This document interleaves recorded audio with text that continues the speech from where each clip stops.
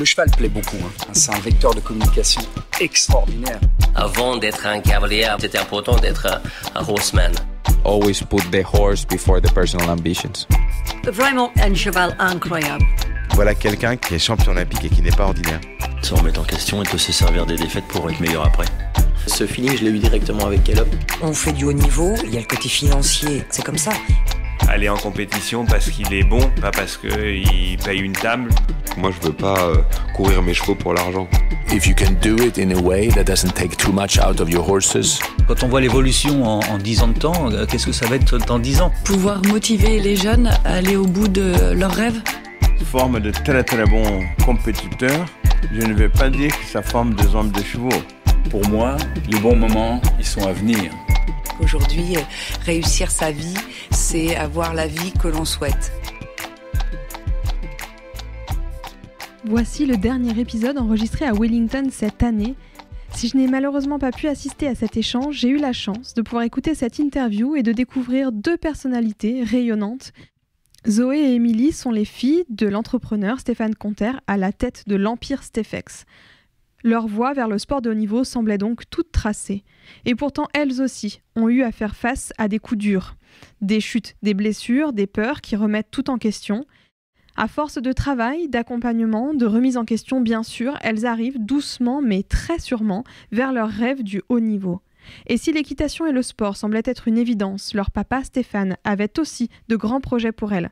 Trouver leur place, leur rôle respectif au sein de l'entreprise familiale pour continuer à la faire fructifier et en assurer la continuité. Découvrez dans cet épisode de I'm Equestrian le parcours de Émilie et Zoé Conter. Et n'hésitez surtout pas à nous partager vos avis sur cet épisode en laissant 5 étoiles sur Apple Podcast et Spotify ou en nous écrivant par message privé sur les réseaux sociaux. Bonne écoute! Bonjour Émilie. Bonjour. Bonjour Zoé. Bonjour. Merci mille fois de prendre le temps ici à Wellington pour répondre à cette interview.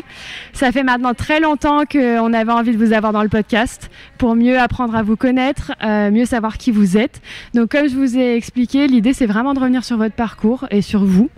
Vous êtes donc les deux filles de monsieur Stéphane Conter.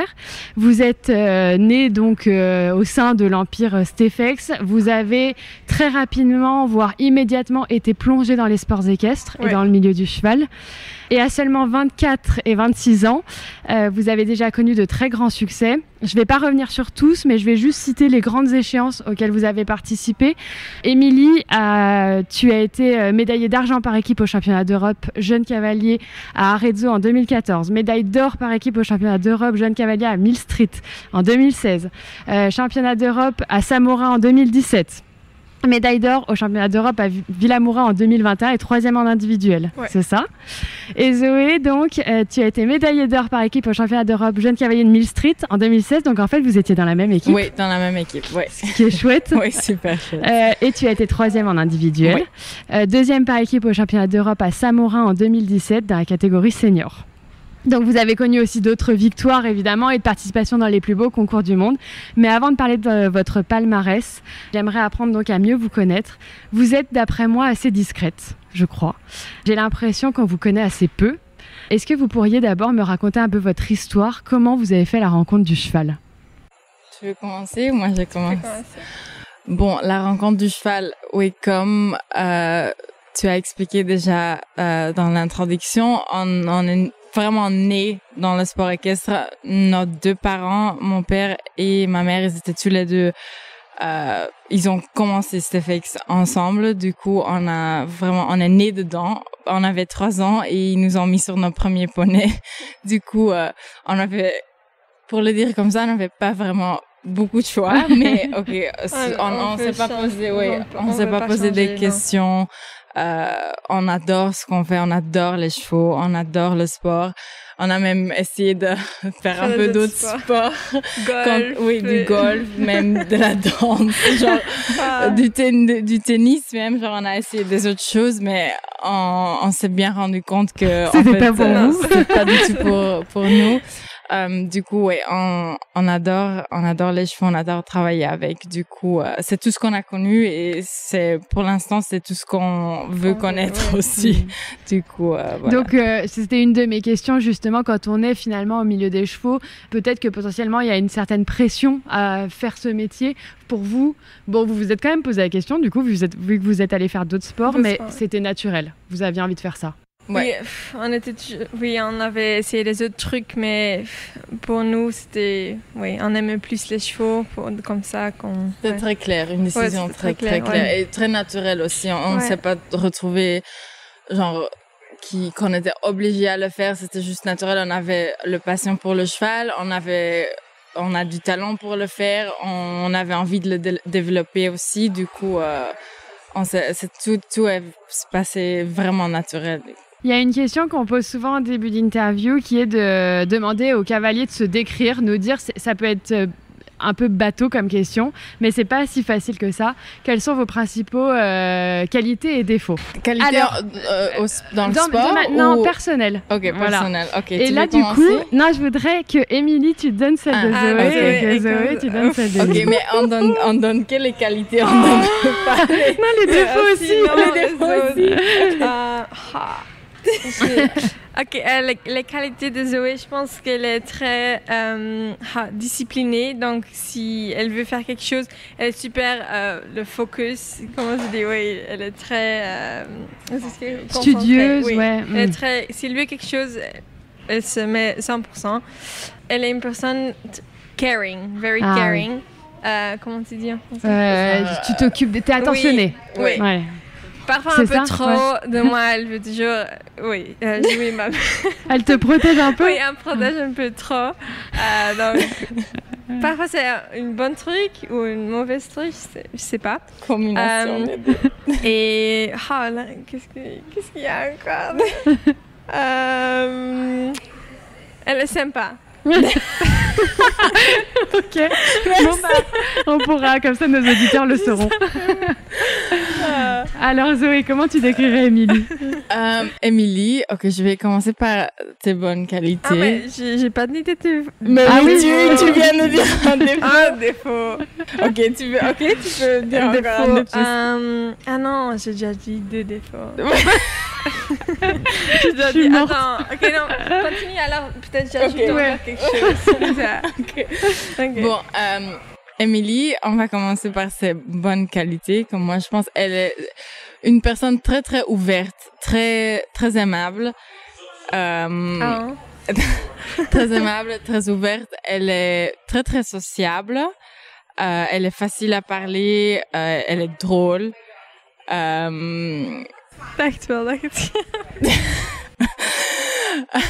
Du coup, si je dois réfléchir à quelques défauts, je pense que je dirais que parfois elle est un peu chaotique. On dit ce mot, genre chaotic, comment on dit là? Oui. En français, genre bordélique. Bordélique, ok. Bordélique dans sa tête. Ah ben oui. Parfois, elle est un peu bordélique dans sa tête.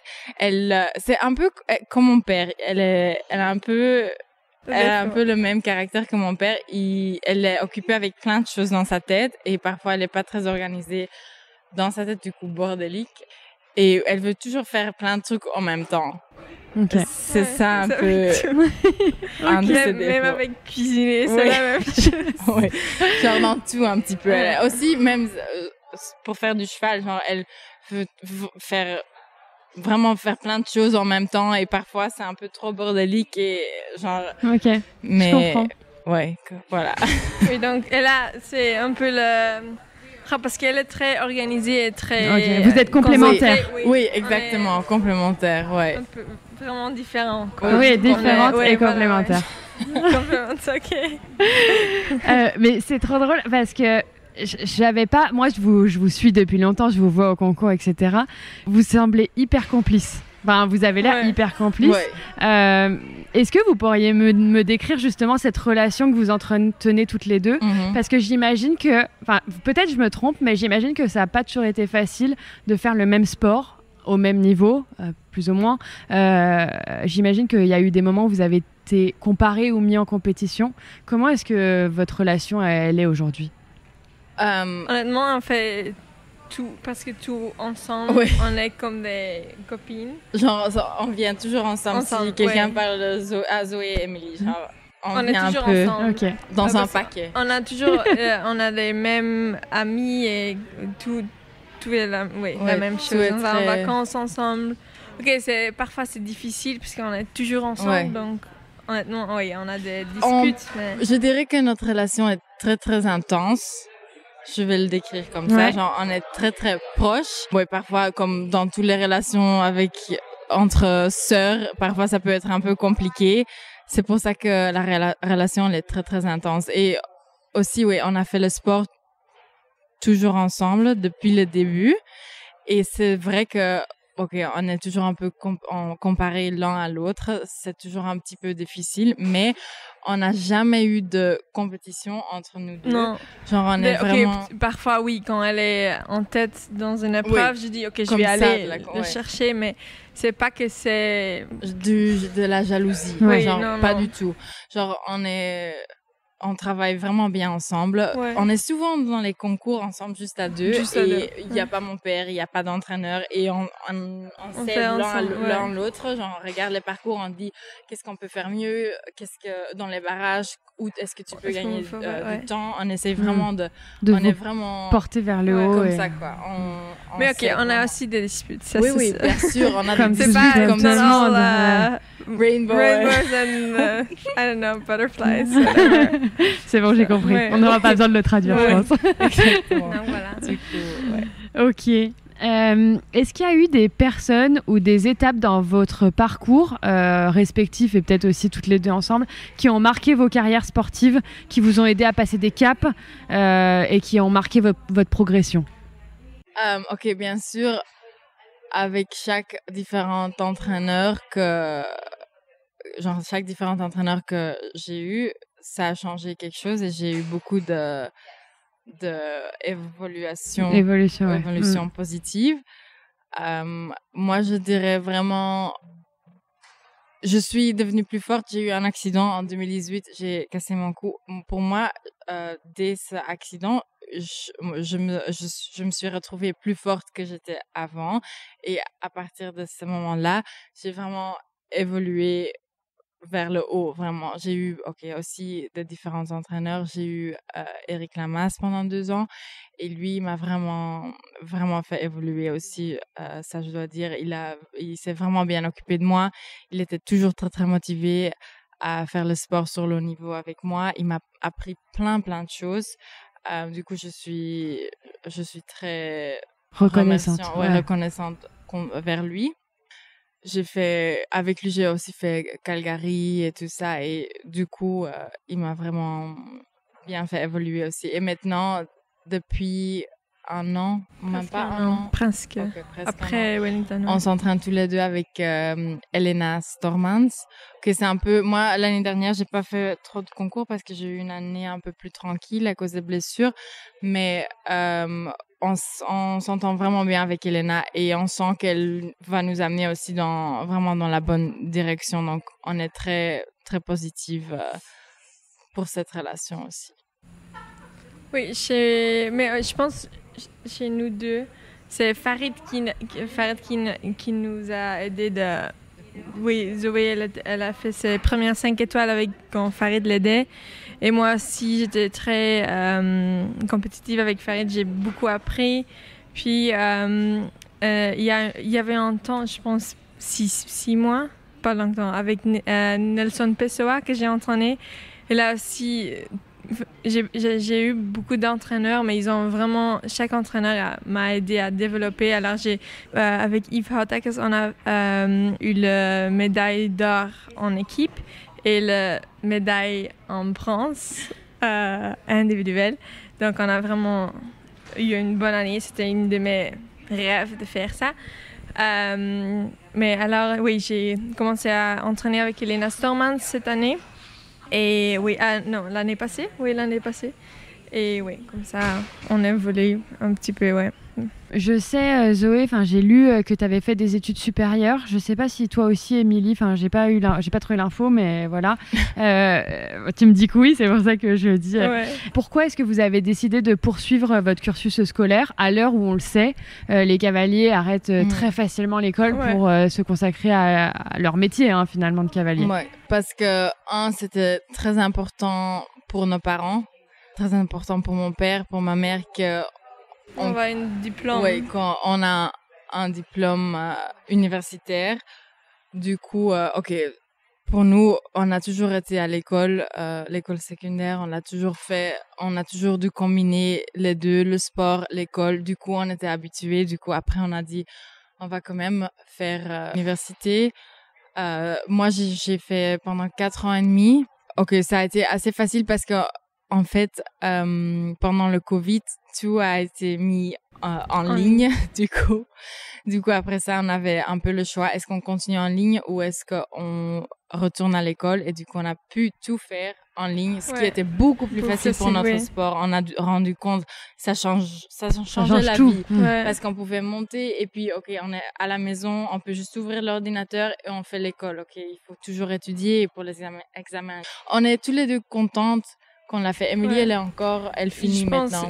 Je finis cette année presque. Je fais un peu plus longtemps parce que parfois, à Wellington, c'est difficile à continuer de faire les cours et tout, mais cette année, je continue et normalement, ça doit être fini bientôt. Donc, Du coup, on est contente qu'on l'a fait tous les deux parce que c'est une bonne chose d'avoir dans la vie. Donc, c'est business management. Donc c'est quelque chose qu'on aime bien faire. C'est super large. Et puis, vous êtes plongé aussi là-dedans, j'imagine. On va en parler juste après. À quel moment est-ce que vous avez eu un déclic et que vous vous êtes dit, en fait, je vais être cavalière? Est-ce qu'il y a eu un moment où vous vous êtes dit que vous alliez faire de cette passion votre métier? Ou ça a toujours été un peu le cas?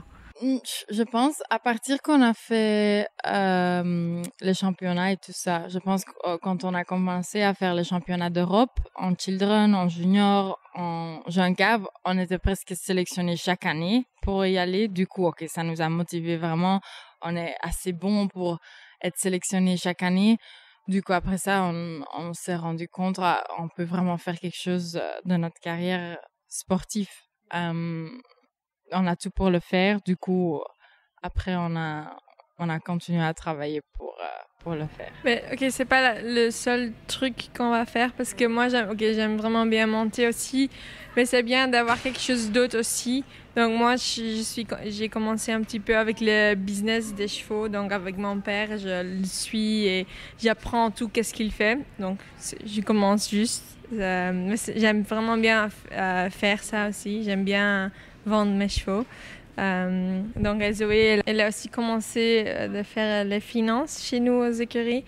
Donc tous les deux, on a quelque chose d'autre à côté de monter les chevaux. Donc c'est bien aussi qu'on peut mettre notre focus sur quelque chose d'autre aussi. Donc justement, la transition est parfaite, Émilie. Je voulais que vous nous parliez un peu de l'aventure Stefex, qui a été fondée donc par votre papa. Est-ce que vous pourriez nous parler des fondements de Stefex et puis des différentes activités, parce qu'il y a plein de choses différentes dans Stefex qui existent au sein du groupe? Ouais. Donc tu as commencé avec le cheval. Mon père, il a toujours adoré les chevaux et puis il a commencé à acheter et revendre les chevaux. Du coup, ça, c'est notre activité principale. Et puis, autour de ça, il a commencé avec les camions, le transport pour les chevaux. Du coup, là, on a évolué vraiment, vraiment beaucoup. On est un des plus grands, ou même le plus grand en Europe, de transport de chevaux, si je peux le dire comme ça. Du coup, on a les camions. Et puis, après, à côté, on a commencé à faire les leasing. Du coup, on fait le leasing des véhicules, donc des camions, des camionnettes. Et c'est là, dans cette activité que moi, j'essaie de me spécialiser un petit peu plus. On fait aussi les événements. Oui. Stefex Masters, Clonky Peak, on fait les événements aussi. Et on a beaucoup des établissements chez nous sous le nom de Stefex, plein d'établissements aussi. C'est très, très grand. Stefex Real Estate. Mais donc, ça, c'est un peu toutes les activités que nous, en fait. Donc, c'est pas que faire le sport. Donc, il y a beaucoup plus. Ouais. Quel rôle est-ce que vous voyez adopter au fur et à mesure des années? Tu disais que toi, tu étais là plus spécialisée dans le leasing. Toi, tu étais plus intéressée par le commerce de chevaux. C'est un peu comme ça que vous voulez vous développer ou vous voulez avoir une vue un peu 360 sur toute l'activité? Moi, si après le concours chez nous, Stefex Masters, j'ai dit, OK, l'année prochaine, je vais aider dans l'organisation. Donc, je vais suivre Ellen. C'est elle qui organise. Donc, je vais le suivre un petit peu, comment faire et tout. Je veux bien apprendre comment faire. Donc, comme ça, je peux faire un petit peu les événements et le commerce de chevaux. Donc, comme ça, j'aime bien. Je pense, moi, j'aimerais bien continuer à me spécialiser dans le leasing parce que j'aime vraiment bien. J'ai commencé après mes études, du coup, il y a 2 ans que j'ai commencé à me spécialiser un petit peu plus dedans. Et, je suis encore en train d'apprendre plein de choses, mais j'aime vraiment bien le leasing. C'est vraiment intéressant. Du coup, je veux évoluer là-dedans et finalement, je veux gérer tout ce qui est leasing chez nous. En fait, c'est drôle parce que mon père, il avait un peu une vue que ma sœur... On a aussi un cousin, Harold Clément. Il est juste entre l'âge de moi et ma sœur, donc il a 25. Et lui, il a commencé à travailler chez nous aussi et il est dans les camions. Okay. Donc... il est genre manager de production. Du coup, en fait, mon père, il avait cette vue et il a très bien vu ça. Genre, mon cousin, il fait tout ce qui est camion. Ma sœur, elle fait tout ce qui est commerce des chevaux. Et moi, je fais tout ce qui est leasing. Du coup, le groupe est bien partagé. C'est les trois activités les plus importantes pour nous, pour notre business. Du coup, c'est super chouette qu'on peut travailler tous ensemble. On est jeunes, on a encore beaucoup à apprendre, mais on se développe ensemble et c'est super, super agréable. C'est super intéressant en tout cas. Merci parce que c'est vrai qu'on ne sait pas trop comment ça fonctionne pour nous. Enfin, pour moi, Stefex, c'est votre papa. Voilà, et je trouve que c'est intéressant de voir qu'il va y avoir une continuité et que vous êtes impliqués aussi dans autre chose que juste le sport. Donc, c'est chouette. Je voudrais qu'on parle un peu de votre système. Moi, j'ai eu l'occasion de venir chez vous, aux écuries à Stefex une fois.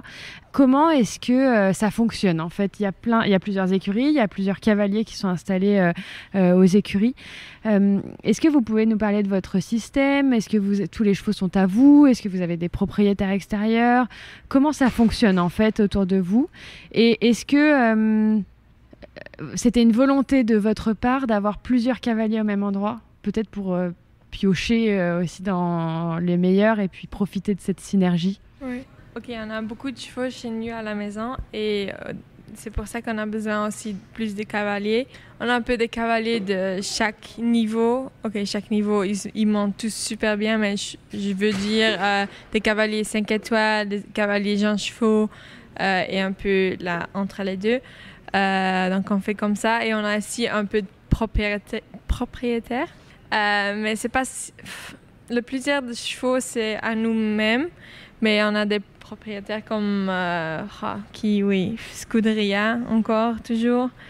Et quelques chevaux chez nos écuries qui appartiennent à moitié des autres personnes, mais pas beaucoup. Non, pas beaucoup. La plupart est tout à nous. Le système mon père...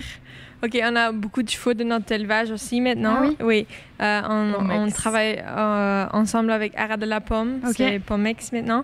C'est nos juments de sport qui vont là. Et alors, ils font leur truc. C'est géré un petit peu par Hirt Barsoun. C'est le gars de Ara de la Pomme. Donc, il fait tout pour nous là. Et donc, il y a plein de chevaux de notre élevage qui sont arrivés. Et alors, mon père, mais des jeunes chevaux chez Maki ou chez Kendra, c'est un peu partagé partout. Oui, c'est mon père, s'il en achète un nouveau cheval, il va voir, c'est lui qui décide, ça va aller mieux avec Kendra ou avec Daniel. Oui, on a aussi une fille d'Angleterre, India Bussy, et qui monte plutôt les jeunes chevaux, donc tous les chevaux qui viennent de l'élevage Pommex et qui sont... D'abord, on les sélectionne. Est-ce qu'ils sont assez bons pour garder, on les garde. C'est elle qui va les développer un peu et mettre son temps dedans. On a aussi Frédéric Stack maintenant de l'Allemagne. Elle vient de commencer. Elle fait un petit peu pareil, mais elle monte un peu plus sur le niveau 2 étoiles, 3 étoiles.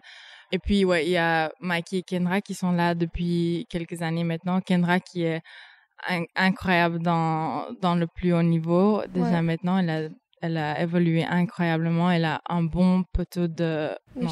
Piquet. Piquet, ouais. Oui, Piquet. Ça va, tant que... Piquet de chevaux. Et puis, il y a Mikey qui est juste là en dessous d'elle, qui a aussi un bon piquet de chevaux qui monte sur niveau 3 étoiles, un peu plus, qui développe bien les chevaux pour nous aussi. Et puis, il y a notre cavalier principal, Daniel. Puis, il y a Petronella aussi qui monte sur les 5 étoiles souvent. Presque toutes les semaines. Elle est juste là avec Daniel.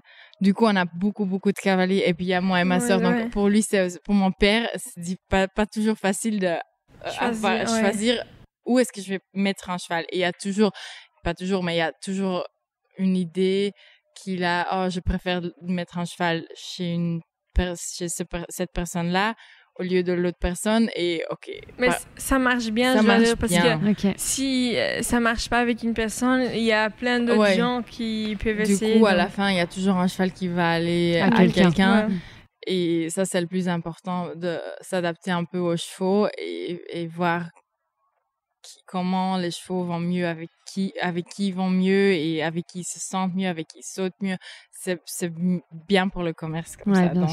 Donc voilà. Et chaque cavalier a son écurie avec ses installations, avec ses grooms, genre avec ses cavaliers de maison. Donc c'est vraiment toute une organisation, mais chacun a son équipe. Et on n'a jamais l'impression qu'il n'y a pas de place parce que l'écurie, elle est tellement grande. Maintenant, on construit une nouvelle piste intérieure aussi qui est incroyable. Elle est tellement grande, ça change tout pour l'hiver. Du coup, on n'a jamais l'impression qu'on est trop serré l'un sur l'autre. Donc voilà. C'est intéressant, l'élevage, je ne savais pas du tout que vous en faisiez. Ça vous intéresse? Vous regardez quand même un peu ou pas encore? Au début, honnêtement, je ne connaissais pas trop.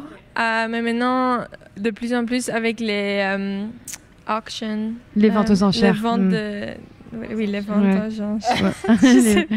Les auctions. Avec les auctions de poulains qu'on fait chaque année chez nous au concours, je m'intéresse plus parce qu'il y a assez de juments à moi que j'ai monté avant. Et pour voir avec quel étalon c'est le mieux, je m'intéresse un peu plus, mais c'est pas que je connais beaucoup. Moi, j'en connais rien et je m'intéresse pas trop dedans et je devais m'intéresser un peu plus. Maintenant, c'est chouette de voir, comme elle dit, les juments que tu as montés, qui ont fait une grande partie de ta carrière. C'est super chouette de les voir dans l'élevage et voir s'ils font des bons poulains et tout ça. Donc, ça, c'est super intéressant, mais il faut qu'on s'en occupe un peu plus. C'est honnête, au moins. Ok. J'ai plein d'autres questions, mais j'en avais une autre, notamment, qui n'a plus rien à voir. Je change de sujet. On a enregistré récemment une table ronde avec l'équipe de Dada Sport. Il y avait dedans Jeanne Sadran, il y avait Nathan Budd, Marie Pellegrin, Maëlle Martin. Et c'était sur la gestion de l'échec. Toutes les deux, vous avez été, comme on l'a dit, très jeunes, plongées dans le sport de haut niveau. Vous avez été entourées des meilleurs cavaliers du monde dans les plus beaux concours. Vous avez connu de grands succès et Zoé, tu nous l'as dit, tu t'es blessée. Ça a été, je crois, un moment assez compliqué pour toi quand même. Est-ce qu'il y a eu des moments où vous avez eu du mal à avoir confiance en vous et à trouver une légitimité? Comment vous avez géré ces moments-là? Oui, nous deux, après, avec Zoé, c'était difficile parce qu'elle a eu ses accidents et tout. Donc, c'était difficile pour elle pour recommencer. Moi aussi, j'ai pas eu tellement d'accidents, mais il y a un moment où j'avais un peu peur de monter, j'avais peur de faire des fautes. Donc, j'avais un peu no confidence. J'avais pas de confiance en moi-même. Donc, il y a, je pense, 4 ans que j'ai commencé à parler avec un mental coach, Poppy Blandford, elle s'appelle. Et depuis là, elle m'a aidé énormément. Maintenant, je vais dans la piste et j'attaque. Je pense pas trop que je me fais confiance maintenant. Donc, ça a vraiment tellement changé. Oui, elle a fait beaucoup de trucs. Ouais, je pense que chaque cavalier, chaque cavalière, ils passent dans un moment qu'ils ont moins de confiance en eux. Je pense que c'est un truc très normal, surtout sur ce niveau de sport qu'on fait chaque semaine. Moi, j'ai eu un grand accident en 2018.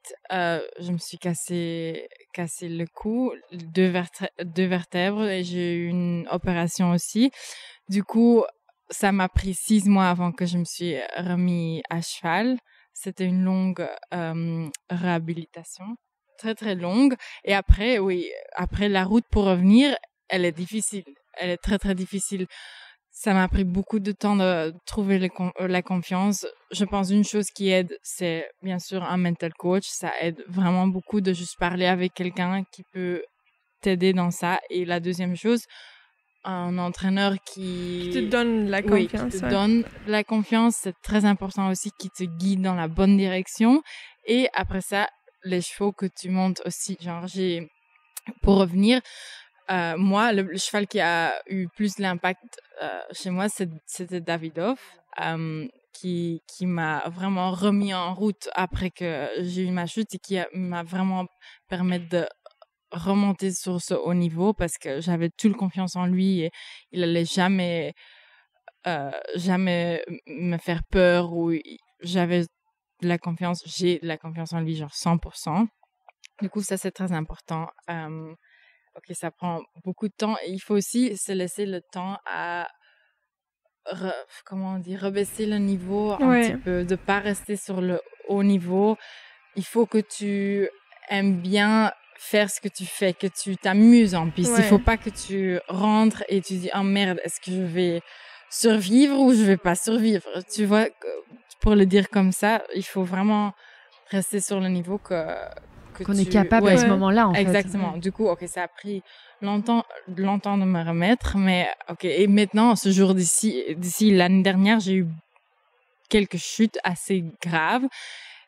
3 chutes vraiment assez graves, que je suis tombée la tête d'abord aussi, et j'ai eu des commotions cérébrales et tout ça. Et chaque fois quand j'ai une grande chute, ça me fait réfléchir à ma plus grosse chute, mon accident que j'ai eu.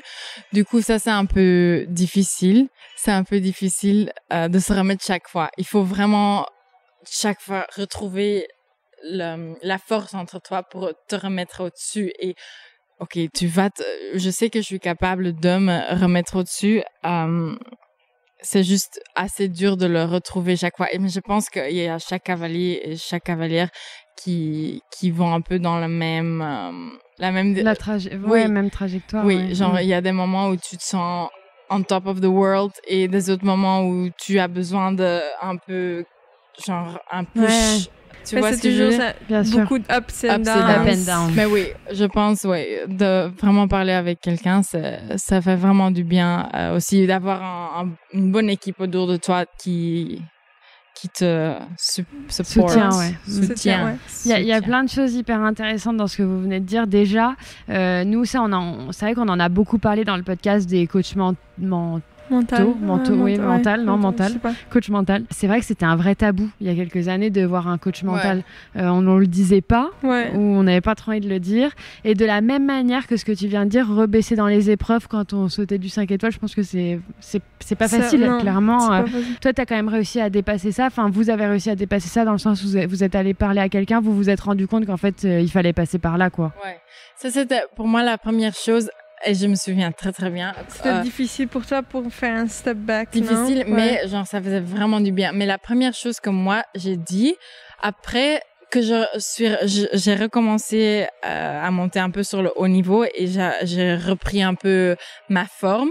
Après j'ai regardé en arrière et je me suis dit, en fait, la première chose que je devais me dire, c'était j'ai peur, je me sens pas confortable sur le cheval, j'ai vraiment peur, mais ça c'était la chose la plus dure, plus dur, mais la plus importante que j'ai pu faire, parce qu'après ça je me suis dit il y a pas de mensonge, j'ai peur, c'est très clair. Il faut que j'aille trouver quelqu'un qui m'aide et il faut que je rebaisse le niveau, que je vais aller monter un peu de national ou du 2 étoiles parce que j'ai peur. Donc ça, c'était la chose la plus importante qui est énormément difficile à se rendre compte. Ouais. Mais ce jour-ci, c'est difficile de te dire que tu as peur de faire ce que tu aimes. Ouais, c'est sûr. Et justement, tu disais dans une interview que, à ce propos-là, tu disais « J'ai également appris à apprécier davantage les bons moments, car il y a des hauts et des bas, comme dans n'importe quel sport. Et pour apprécier les bons moments et les bons résultats, il faut qu'on se souvienne de tout, en fait, pour s'en rappeler. Maintenant, tu vois les choses un peu différemment. Oui, exactement. Moi, je suis une personne j'ai beaucoup d'émotions. Du coup, les gens vont dire que je suis parfois un peu trop contente si je fais des bonnes choses dans le sport, mais pour moi, ça me donne vraiment beaucoup. Je suis vraiment très heureuse quand je fais quelque chose de bien dans le sport et j'aime bien l'apprécier, genre, en ce moment-là. Parce qu'après, tu fais plus pas de mal, mais genre c'est plus flatline que c'est tu vois ce que je veux dire. Donc pour moi c'est très important d'apprécier les bons moments. Et pour moi parfois j'ai trop d'émotions mais je m'en fous. Je m'en fous parce que j'aime bien ce que je fais et si je le fais bien, genre c'est une sensation qui personne peut t'enlever. T'enlever. Ouais, exactement. Ah oui, donc j'ai commencé ici, j'avais un peu de struggle, je vais dire. J'avais pas confiance en moi-même, donc je faisais des fautes ou je faisais quelque chose mal et alors ça allait pas avec mon cheval. Alors on a dit ok, on commence avec ça. Je faisais ça chaque semaine avant le concours commence. Alors aussi on a dit on va sauter un peu plus bas, donc j'ai fait des épreuves plus bas pour avoir un bon sentiment et alors de là on pouvait remonter de nouveau. Et non, elle a vraiment m'aidé beaucoup avec c'était juste des petits trucs qu'elle fait qui aident énormément. J'ai essayé, c'est déjà la deuxième mental coach que j'essaye de travailler ensemble. Et la première, c'était un peu différent pour moi, mais elle, ça marche super bien. Encore maintenant, on est en contact. Trouver la bonne personne. Oui, la bonne personne. Donc c'est et aussi comme on a dit des entraîneurs qui te donnent de confiance comme Elena, elle est super, elle te motive quand tu rentres dans la piste, elle est super et aussi les chevaux comme on a dit, si tu sens bien avec un cheval tu peux réussir beaucoup de choses. Je change de sujet encore une fois. Vous avez, on l'a dit, porté la veste de l'équipe belge à de nombreux championnats d'Europe. Est-ce que c'est quelque chose qui vous plaît ? Est-ce que vous vous sentez être des cavalières d'équipe ? Moi, j'aime vraiment bien faire les Coupes des Nations. Ça, je sais pas pourquoi, mais normalement, je suis pas une personne très stressée, donc ça me donne un peu de pression. Et j'aime bien la pression. Comment tu dis, je marche mieux à la pression. À la pression. Si c'est une épreuve un peu plus tranquille, alors je monte pas assez bon. Tu n'es pas assez concentrée. Voilà, je suis pas assez concentrée. Mais s'il y a une Coupe des Nations, j'adore de faire ça. Oui, les championnats d'Europe, c'est beaucoup de pression, mais c'est quelque chose que j'aime vraiment bien. Donc, j'espère qu'on peut continuer à faire beaucoup de Coupes des Nations et que cette année, on fait de nouveau le 4 étoiles ici à Wellington, la Coupe. Donc, voilà, je me prépare pour ça. Donc, voilà. Ouais. Moi, je suis une personne un peu plus nerveuse, sous pression. Du coup, on l'a compris. Oui. J'aime vraiment bien les Coupes des Nations, surtout si tu es vraiment en forme et si ils te choisissent pour te mettre sur l'équipe, genre ça te donne vraiment beaucoup de motivation. C'est super, super chouette de le faire. J'espère d'en faire beaucoup, mais comme dans un pays comme Belgique, c'est un petit peu plus difficile parce qu'on a tellement de bons cavaliers dans notre équipe en ce moment. Du coup, de trouver une place, c'est un peu plus difficile. Il faut vraiment que je fasse un résultat exceptionnel ou qu'on fasse quelque chose d'extraordinaire avant qu'ils vont nous reconnaître. Mais c'est pas dans une manière méchante, mais comme il y a tellement de talent en Belgique. En Belgique, c'est difficile. Il y a tellement de talent en Belgique, il y a tellement de bons cavaliers. Du coup, c'est ça qui est un peu plus difficile. Mais, bien sûr, on aimera tous les deux bien faire un championnat, un grand championnat pour notre pays, ça c'est sûr. Il faut juste que... On travaille plus fort. Oui, on travaille plus fort pour y arriver. C'est une question qu'on a posée à François Maty Junior à Genève. On a interviewé aussi comme vous.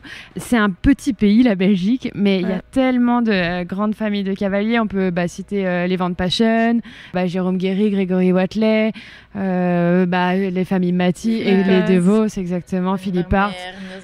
Non, et voilà. Arrête, Gilles Thomas. Oui, Gilles Thomas, qui est vraiment très très bon d'ailleurs.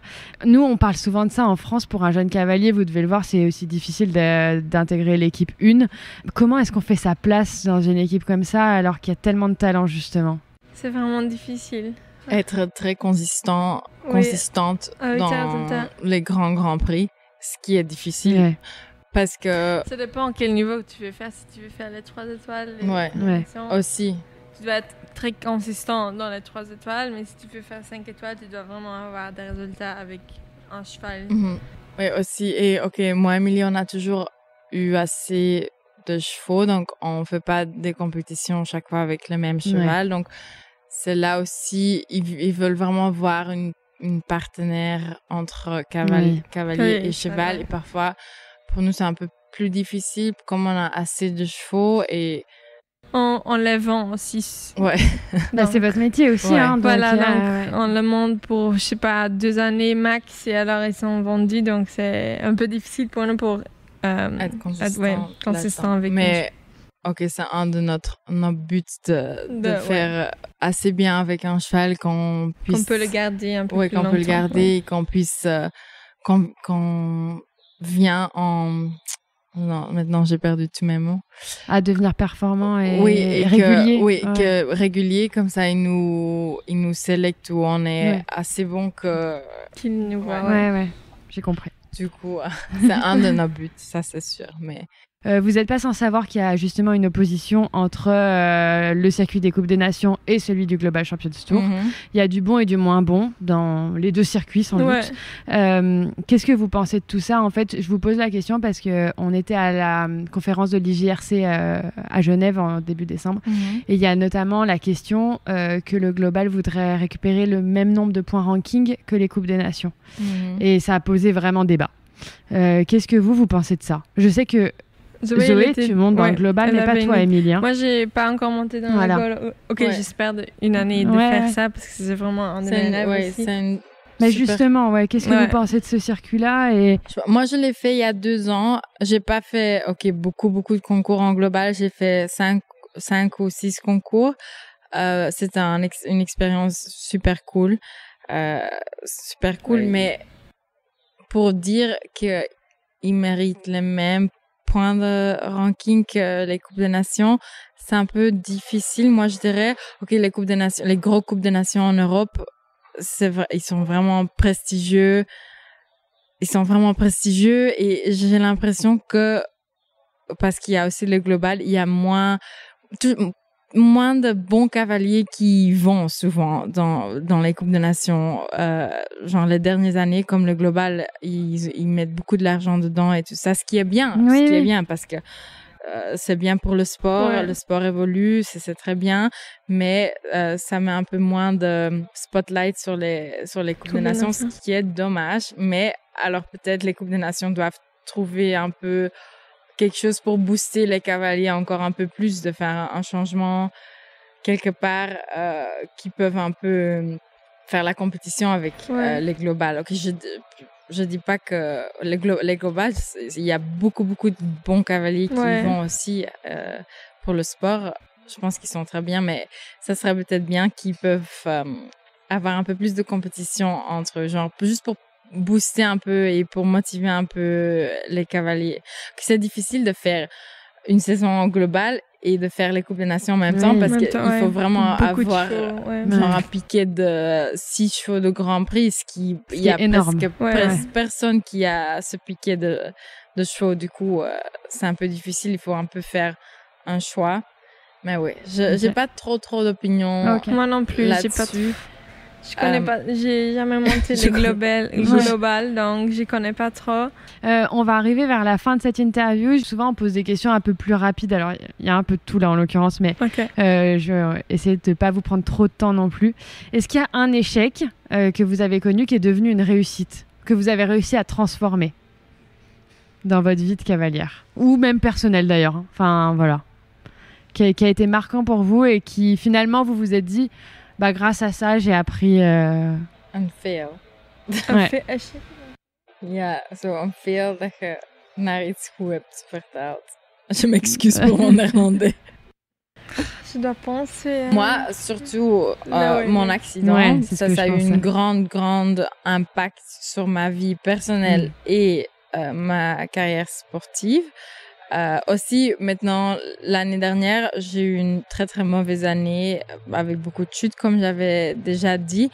Et je me suis dit, je me suis dit, en fait, je me suis rendu compte que j'avais beaucoup plus de force en moi que je pensais que j'avais, parce que chaque fois, je devais retrouver la force en moi pour me mettre au-dessus de la situation et de reprendre le dessus. Et oui, de reprendre, de trouver la force pour refaire le bon niveau, pour continuer à me pousser en fait.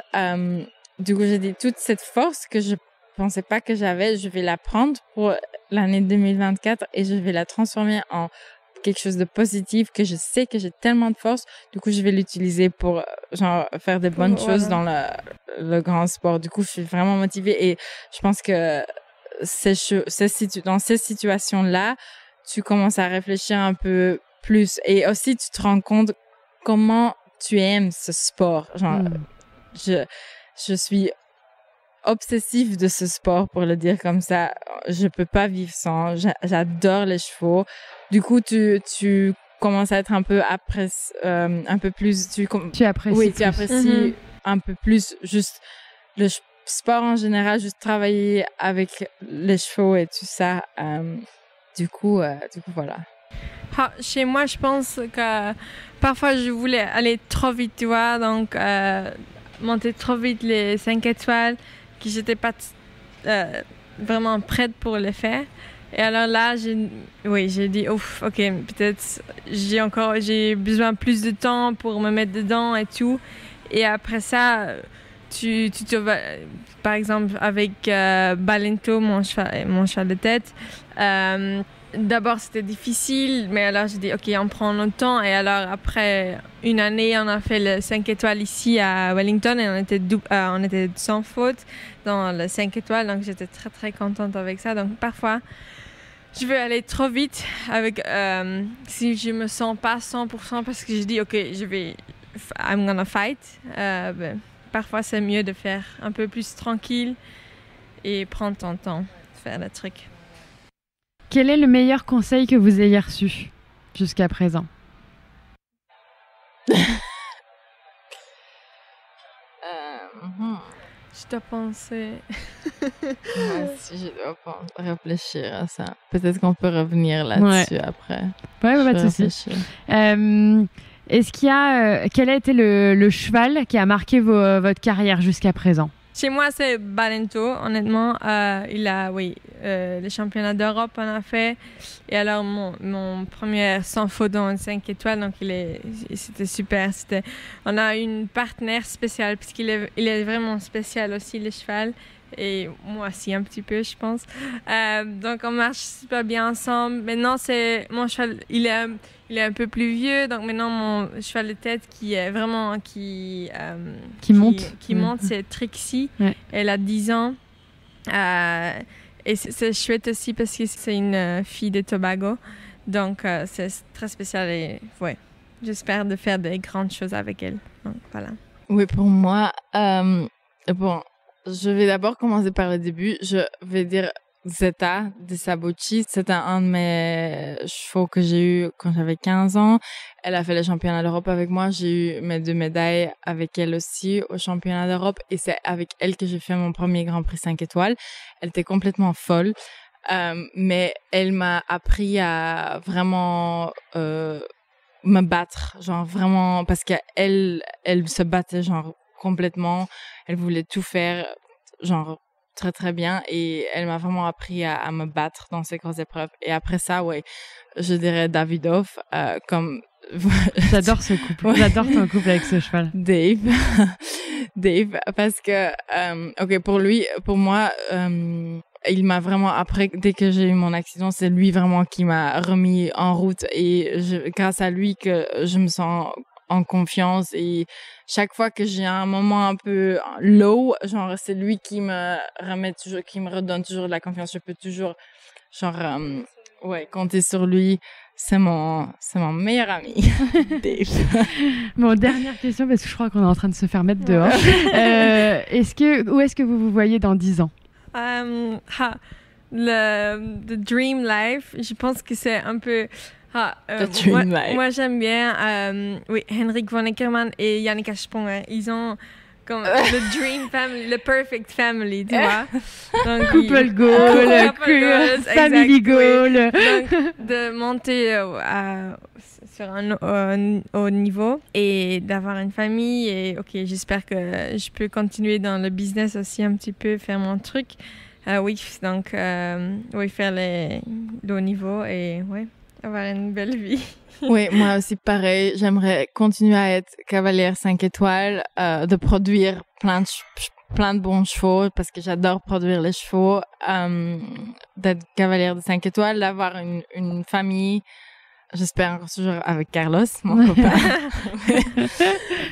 Et surtout aussi vraiment avoir le leasing sur le côté, que je peux combiner les deux, que je peux avoir genre perfect balance life, genre travail, sport, famille. Donc voilà, En tout cas, c'est tout ce que je vous souhaite, les filles. Merci pour votre gentillesse et votre partage, parce que je suis très touchée de ce moment-là. C'était trop chouette. Merci beaucoup à vous et je vous souhaite une très bonne fin de saison à Wellington. Merci, c'est très gentil. T'as encore besoin le motto? Le conseil, vas-y, tu peux le dire si tu as pensé à quelque chose. C'était toujours avec ma mental coach. Ma mental coach, on disait toujours be comfortable getting uncomfortable. Donc, parfois, c'est bien. Ok, tu fais un step-up avec un cheval, tu dis, ok, c'est un peu inconfortable, mais je dois être plus comfortable. Je dois plus être, ça va être plusieurs fois que je dois faire un cheval, que je dois monter un cheval dans un plus haut épreuve que normalement. Donc, c'est toujours comme ça, c'est un peu... Chez moi, c'est hyper drôle. Genre, quand je m'entraînais avec Eric, il m'a dit quelquefois, quand il pensait que, genre, je pouvais vraiment gagner l'épreuve, « Walk in the ring like a winner ». Il me disait toujours. Ça m'étonne pas trop de lui. Non, exactement. Du coup, c'est drôle. Mais oui, voilà, pour conclure. Merci les filles. Merci beaucoup, c'est gentil.